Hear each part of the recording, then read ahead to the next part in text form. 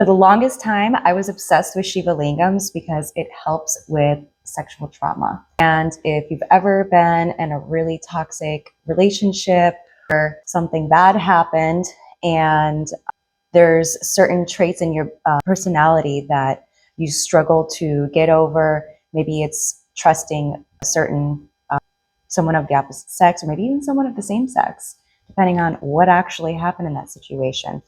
So Shivas are going to be good for healing those types of traumas. It is known as the cosmic egg.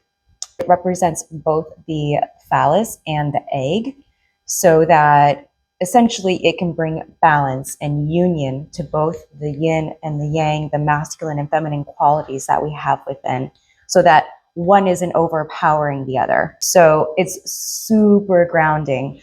These stones come from the Narmada River. And originally it's like a type of like quartz that absorbs so much impurities that it kind of pretty much like turned into a jasper. I'm like oversimplifying the process, but it's what gives it these unique colors. They usually come in types of like browns and reds. I think they're gorgeous. But another attribute to each Shiva Lingam, I want to show you what makes one Shiva a masculine Shiva and another one a feminine Shiva. I just had to take the stickers off those guys.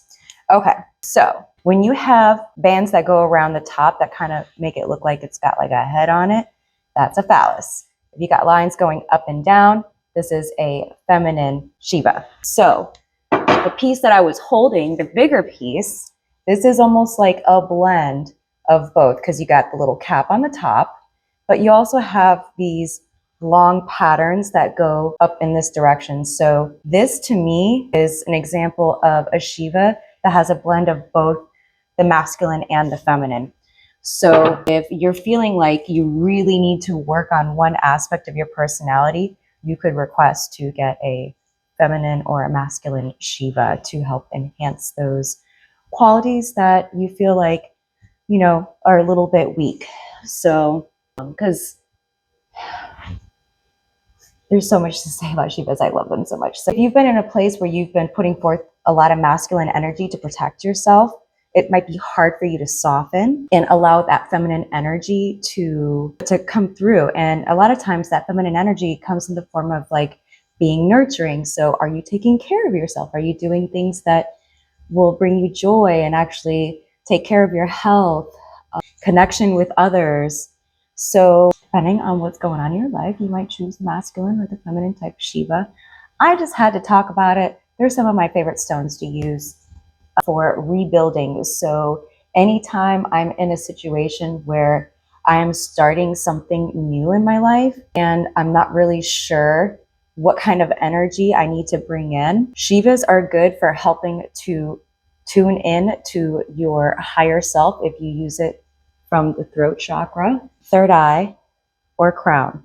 That will help you to connect to your higher self. If you place it on the heart chakra, it's going to connect you to the divine and the universal mind, so that you can, depending on what kind of understanding you would like to, what kind of information you'd like to gather, you know, so just throwing a little bit of information out there. And again, with sexual traumas, a lot of times people might have, what do you call them? Dysfunctions, sexual dysfunctions. So if you got something that's not really working right, Shiva is known to help with that. So whether it's infertility, anorgasmia, maybe it's just hard for you to get in the mood, it's very stabilizing. It also opens up the Kundalini. So it's a very invigorating, very balancing, very grounding type of stone to work with. I love using Shivas. I got them all over my house, and I hope you can try one too. So check out stronghealer.com.